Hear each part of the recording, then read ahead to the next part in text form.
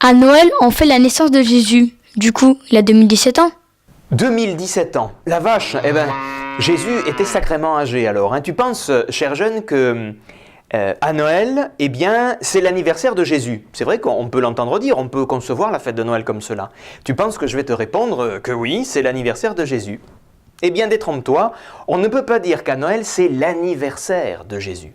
C'est vrai que chaque année, on fête son anniversaire pour nous. Moi, je suis né en janvier, tu vois, chaque année, au mois de janvier, eh bien, on fête mon anniversaire. Ça veut dire que chaque année, au mois de janvier, je prends une année de plus. C'est ce qu'on appelle mon âge, je ne te le dirai pas, je suis très vieux, j'ai 35 ans.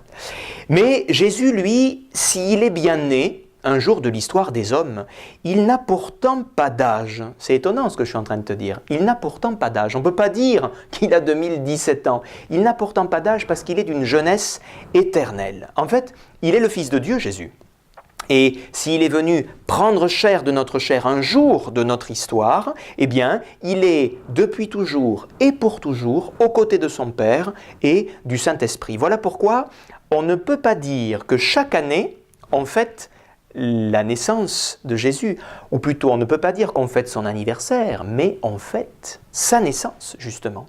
Alors, si ce n'est pas pour établir son âge, pourquoi est-ce qu'on fête la naissance de Jésus? Eh bien parce qu'il s'agit là d'un événement qui a profondément changé la face de l'histoire du monde entier. Regarde, tu as dû apprendre au collège, au lycée, que pour se repérer sur une frise historique, on a l'habitude de dire avant et après Jésus-Christ.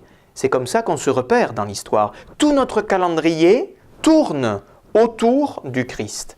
De même, les fêtes chrétiennes, tout notre calendrier des fêtes chrétiennes tourne autour du Christ et sont en lien avec lui. Alors, tu as dû entendre comme moi souvent, on dit « Oh ben oui, vous les catholiques, la fête la plus importante, c'est la fête de Noël ».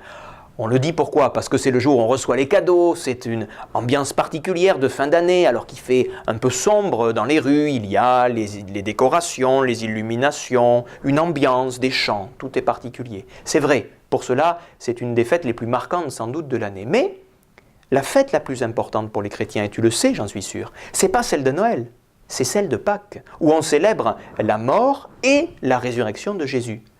Évidemment, s'il n'y avait pas eu Noël, avec la naissance de Jésus, il n'y aurait pas eu Pâques non plus. Voilà pourquoi on a plaisir aussi à nous souvenir de la naissance de Jésus dans notre histoire.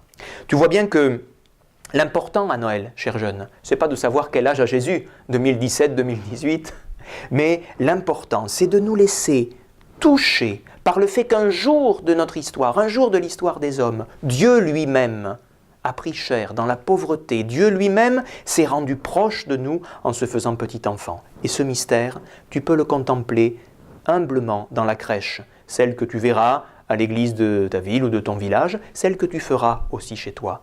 Laisse-toi toucher par ce visage de Jésus, de Joseph et de Marie.